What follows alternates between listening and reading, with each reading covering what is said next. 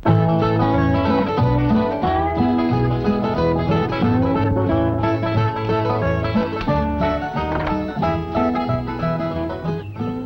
out here? He'll be back directly, Granny. I got him running. Running where? Ooh, into town, back, uphill, downhill, around the golf pasture. What you trying to do to that boy? This morning you had him swimming up and down the cement pond like he was chasing a catfish. I'm just testing him, Granny. See, he thinks he's got a hankering to go courting. Courting? Yep. Jethro? Yep.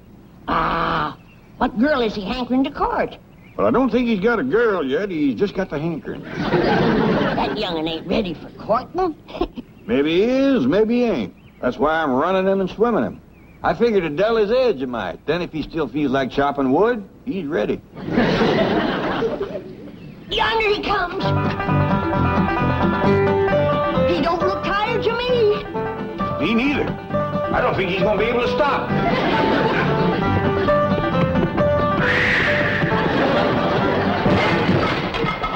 It could have been worse. He could have took out 5-10 foot of wall. I'm sorry I busted this fancy vase, but I reckon I got going too fast. Yeah, I reckon. How far'd you run? Oh, I figure 15, 20 miles. Top speed? Oh, no, sir, I stopped once. Oh, there was some fellas digging this here ditch, and they looked right tuckered. So I dug them a block or two of ditch while they rested. But I run extra special fast the rest of the way home to make up for it. We seen you. And heard you. Well, boy, you swum about 5 miles, run 15 to 20, dug a couple blocks of ditch. How you feel about courting right now? Uncle Jade, if they was a pretty girl on the other side of this house, I'd jump clean over it. He's ready. Here you are, Paul. Thank you, Ellie. Now then, Jethro, let's talk about courting. Well, Willie, I'm fixing to advise Jethro on courting. Yes, sir, I want to hear the advice, too. Well, advice to girls is liable to be a mite different than advice to boys. Well, different how? You go ask your granny. Yes, sir. Granny? Close that door. Granny! What you doing in there? I'm listening. What for? You ain't liable to hear anything you don't already know. I realize that. I'm just checking my memory. You women, folks, you have your talk someplace else. Jethro and me is fixing to talk man to man. Come on, Granny. Let's go talk outside, woman to woman. Then we'll go courting. Ellie Mae, courting's for boys. Girls just sit around and wait. Jed, you sure got your work cut out for you.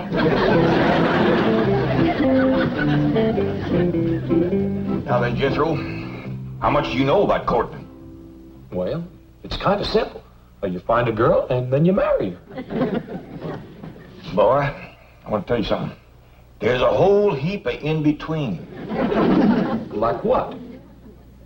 Like finding the right girl, for one thing. Sometimes that ain't so easy. Well, Uncle Jet, how will I know when I find the right girl? Well, the way it happened to me, I knew just like that. I looked at her, she looked at me, and music commenced to play.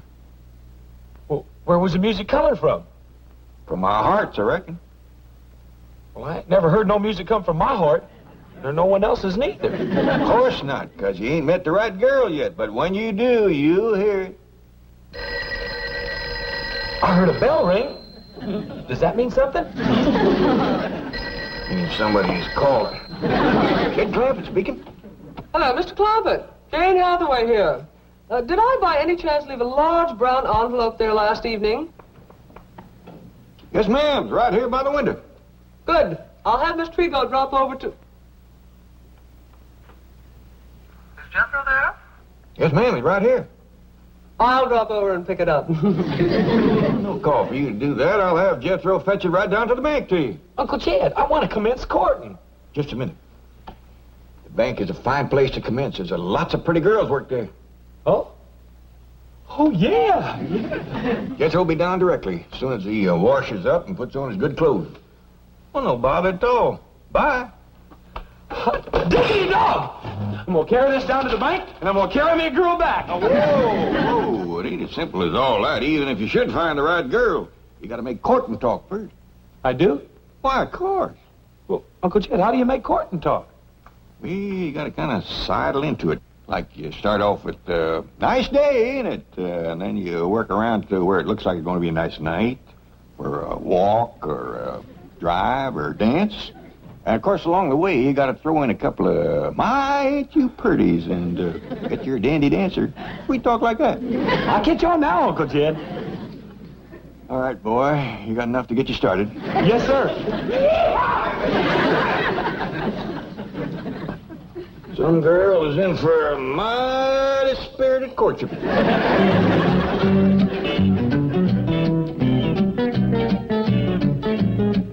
Oh, now then, type up a business expense voucher for last night's dinner conference.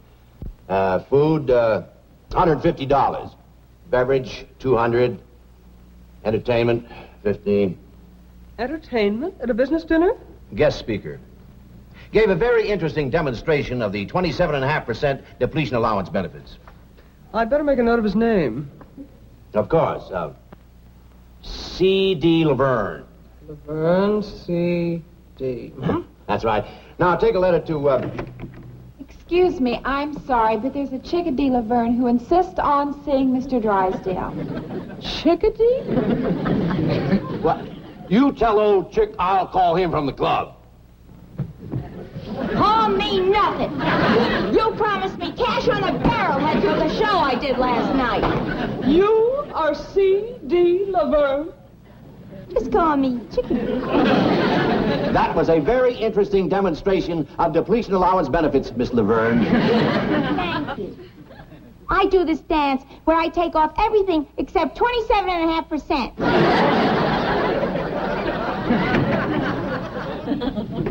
Howdy. Well, howdy to you. You're Jethro, aren't you? Yes, ma'am. You hear any music? No, should I? Oh, yeah. I should, too, but I don't, darn it. Well, if you'll wait, I'll hum something for you. What do you say, Chief? Oh, Jethro, how nice to see you. Oh, howdy, Miss Jane. Something wrong? No, just listening for music. What kind of music? What music? Harp music. Try me again, Jethro. Yes, ma'am. Janet, I'd like to speak to you in the pool. Pool? The secretarial pool. Let's go. I shall return, Jethro. Here you are, Chickadee. Oh, thanks, Mr. Drysdale. You know, for your next dinner, you ought to use my specialty act. The one I'm famous for. Mm-hmm. They bring out this great big egg. There's music coming from it. The MC says, "Here's Chickadee." And I pop out of the egg, and I go into my dance. Oh, cute, huh? Tried to chase Manhattan Bank. They love big eggs. You don't even have to hire an orchestra. Look, I got this little transistor radio. See? Watch. I tuck it in here. That's very interesting. Don't call us, we'll call you. Of course, for my specialty, I have to charge a little more. Those big eggs cost a lot of money. I'll keep you in mind. Hey, hi. Hi. I hear it. I hear the music just like Uncle Jed said I would. Uncle Jed? Yeah, he said that I'd know you was the one just as soon as I heard the music. Oh, he caught my eye. Come on, let's go. Wait a minute, don't rush me. Oh, I forgot. It's a nice day, ain't it? I mean, it's going to be a nice night for a stroll, a drive, or a dance. I mean, you sure are pretty. And I bet you're a dandy dancer and lots of sweet talk like that. Come on, let's go.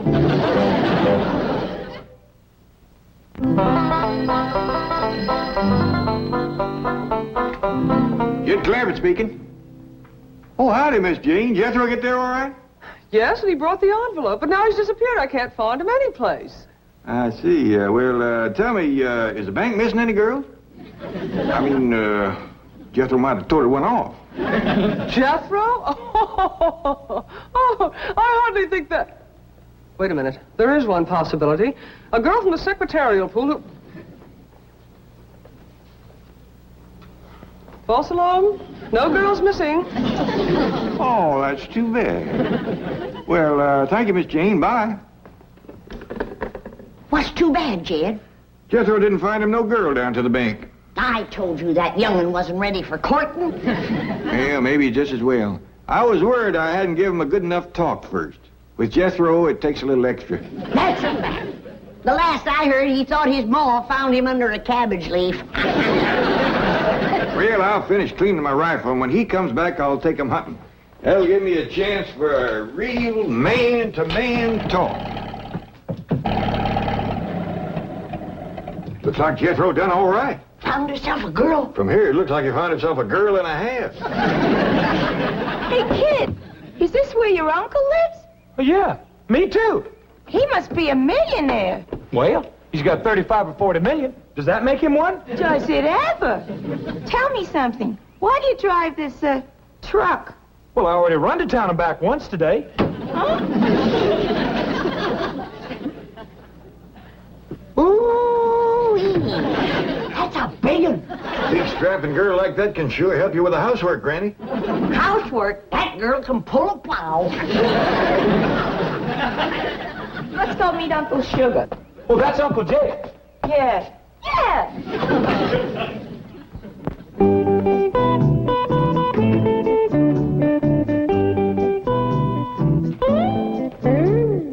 Gee, I finally made it. A private engagement in a big Beverly Hills mansion. Oh, hey, hold on. You're not engaged yet. That's right. Where's your uncle? Hey, Uncle Jed, I done found her. Come see. Here she is, Granny. Jethro, stop your beller and we's coming. Here she is. I heard the music, just like you said I would, Uncle Jed. The girl, the one and only, Miss, I don't know your name. Laverne. Chickadee Laverne. Howdy there, Miss Laverne, Chickadee Laverne. This here is Granny. Howdy. Howdy. You people live here? You own this mansion? Yes, ma'am. They found oil on our place back home, so we moved out here. Oh, you're one of those oil millionaires. I played all over Oklahoma and Texas. You don't say. Well, this here's my daughter, Ellie Mae. Howdy. Honey, I don't want to worry you, but your fur piece is moving. These here is possum. Ellie Mae, take them critters outside. I told you again and again, the house is no place for them. Yes, sir, Paul. Well, when's the engagement? Tonight? Tomorrow night? I'm ready. Me too. Now, maybe we better get better acquainted before we start talking engagement. Why don't we all sashay out to the kitchen? Oh, come on, Miss Chickadee. I'll take you. Well, what do you women folk think of her? Well, don't you think she's a little bit too old to marry up with Jethro, Poe? Of course she is. That kind of worried me, too, especially her talking about playing all over Oklahoma and Texas. Take a heap of years just to do that. She's about the right age for you, Jed. Granny. Yeah, why don't you marry up with her, Pa? Then I could have me a mom. You hush that kind of talk to both of you. She's Jethro's woman. He found her. According to what he told me, it was true love, too. He heard their hearts making music and everything. I still say she's too old for Jethro. Well, you can't tell about city women, Granny. I've seen old ones that look young and young ones that look old. Well, I'll just go and ask her how old she is. Now, wait, Ellie. If we're going to find out Miss Chickadee's age, we got to do it in a kind of roundabout way. I don't want her embarrassed now. You leave it to me, Jed. Come on. What a kitchen. Oh, yes, ma'am. This here is my favorite room in the whole house, because this is where Granny keeps the victuals. Do you like to eat victuals? I don't know. I don't believe I've ever eaten any. Well, Miss Laverne, Chickadee Laverne, how are you and Jethro getting along? Oh, just call me Chickadee. I love this mansion. And this kitchen is the end. Oh, no, there's a lot more out back. Ain't that right, Granny? Speaking of that, how old are you? Granny, that ain't hardly what I'd call roundabout. Excuse her, ma'am. Oh, that's all right. By the way, I don't want to rush you, but I'm ready to work anytime. It's going to be a thrill working in this beautiful mansion. You hear that, Granny? Jethro, I'll say this for you. You didn't pick a lazy woman. Thank you. Maybe you better get better acquainted with Granny here, because she's the one you're going to be working with. You got to be kidding. Huh? I can do anything you can do, honey. Granny's little, but she's wiry. She moves around real good. Yeah, I know, but, well, couldn't I work with her? Oh, sure, if you'd rather. Well, I mean, she's, younger and all. She's a heap younger than you. Granny. How old are you? Granny, how about you and Ellie Mae wamping up some victuals for Miss Chickadee, and I'll show her around the outside. Can I go along with you, Uncle Jed? No, Jethro, you finish eating. You're still a growing boy. You're kidding. Well, can I come along and show her my critters? Well, we can do that later, Ellie Mae. Right now, Miss Chickadee and me got a little talking to do. Young'uns, you better clear out. Something tells me there's going to be fireworks any minute. I realize that Jethro looks like a full-grown man, but he's still kind of a boy. Yeah. He's cute, though. Well, I'm glad you feel that way. He's a fine young'un. Now, I'd like to know a little more about you, Miss Chickadee. Oh, you mean about my work? Yeah, everything. Just everything right from the start. Well, I got my start in burlesque, New York. Sounds like a nice place. About how long ago was that? You don't have to be exact. I'm just trying to get a notion. Oh, about 18, 19 years ago. Is that a fact? That's when I first broke out of the egg.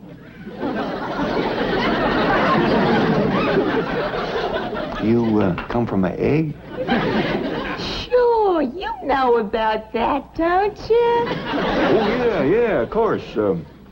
I'll tell you what, why don't you go over yonder and look around the cement pond over there? I want to have a word with Granny. Oh, swell. I love this place. It's beautiful. Well, thank you, ma'am. I'll see you in a bit.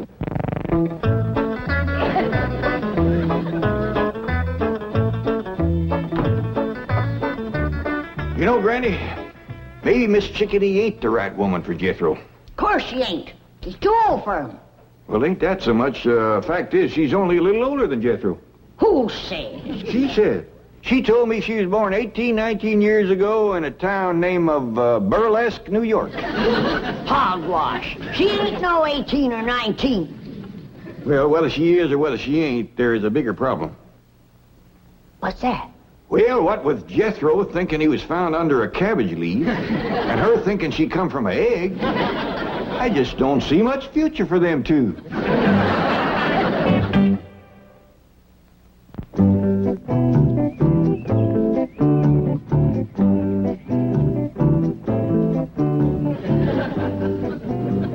Sure do appreciate you showing me how to work with you, Miss Chickadee. Glad to do it, kid.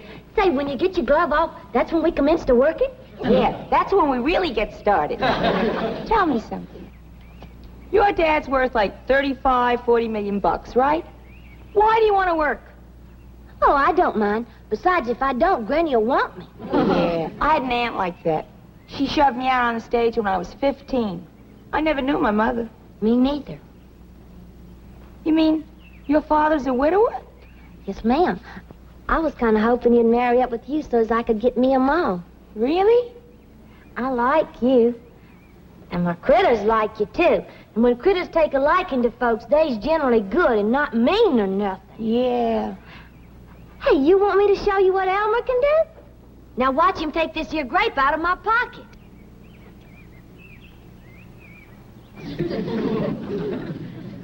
Say, he sure is clever with those little hands. Could he untie a bow? Sure he could. Elmer, you and I may be working together. You? According to what I've been told, 1 year of your life is the same as 7 years with human folks. That ought to put you close to 100 years old.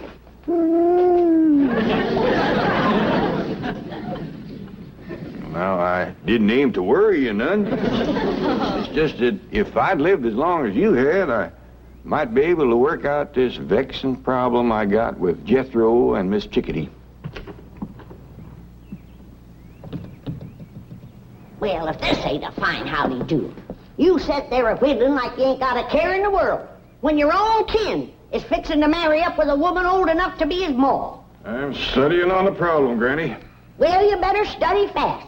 Because as soon as Jethro is done eating, he's going to want to commence courting. Howdy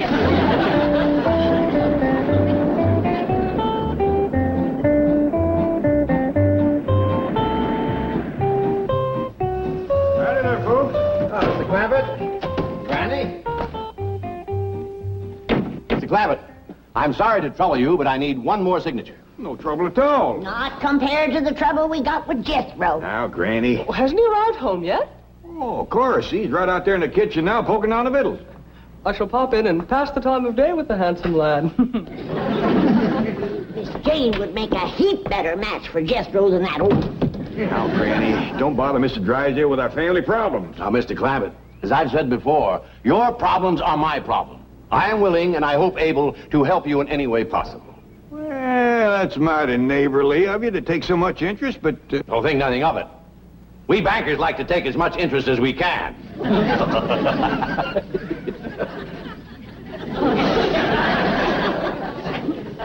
I was making a joke. You know, interest, banker. I suppose you might call that an inside joke. Oh, well, come on inside and tell it. We ain't got no time for jokes. Jethro is a-heading to the altar with the wrong woman. What's this? Now, Granny, Mr. Drysdale got a bank to run. Precisely why I'm interested in your problems. Now, tell me more. Well, you see, Jethro is in love with this girl. Girl. Yeah, Miss Chickadee does look a mite old for her years. Did you say Chickadee? Yes, sir, Miss Laverne, Chickadee Laverne. Where did Jethro meet her? Down by your bank, I think. Mr. Clampett, that girl is a stripper. What's a stripper? Someone who takes off their clothes. What's wrong with that? But she takes them off every night. Well, I don't sleep in my clothes neither. Sweet, innocent Jethro has run afoul of your Chickadee Laverne. Yes, I've been told. Mr. Clampett, believe me, this is not the right girl for Jethro. I told you so. Please, Mr. Clampett, let us get her away from here as quickly as possible. Well, I wouldn't want to hurt her feelings none. She's right friendly and a willing worker. Here she comes. Hold on, I reckon it's my duty to talk to her first. Miss Chickadee, about the wedding. Oh, that's going to have to wait, Uncle Sugar. I got this great new act that's going to make me the sensation of show business. Now, you watch.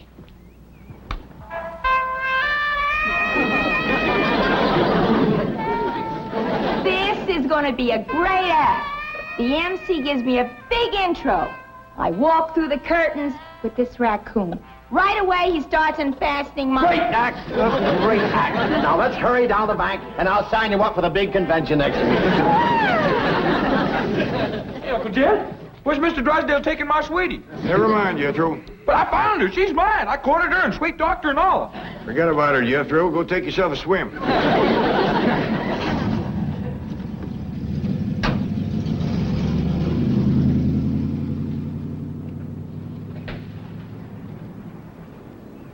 Well, we got shed of her. That's a blessing. More of a blessing than you know, Granny. I was falling in love with her. No. Yep. I looked at her, she looked at me, and music commenced to play. My age, too.